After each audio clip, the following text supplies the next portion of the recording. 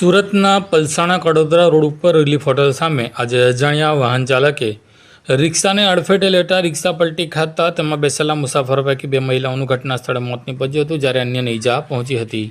બનાવની મળતી માહિતી મુજબ અત્રે થયેલા અકસ્માતમાં સુરતના પલસાણા કડોદરા રોડ ઉપર રિલીફ હોટલ પાસે રિક્ષા પસાર થઈ રહી હતી, ત્યારે પાછળથી પૂર ઝડપે આવેલા રિક્ષાને જોરદાર ટક્કર મારતા વાહન ચાલક ઘટના સ્થળેથી ફરાર થઈ ગયો હતો, પરંતુ રિક્ષા પલટી ખાતા તેનો ભૂક્કો વળી ગયો હતો અને રિક્ષામાં સવાર લોકો પૈકી 2 મહિલાનું ઘટના સ્થળે મોત નીપજ્યું બિનસત્તાવાર રીતે જાણવા મળ્યું છે.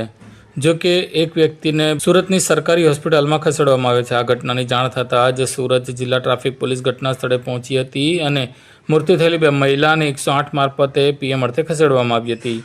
જ્યારે વાહન વ્યવહાર ખોરવાતા પોલીસે રિક્ષા સાઇડ કરીને વાહન વ્યવહાર પુનઃ શરૂ કરાવ્યો હતો.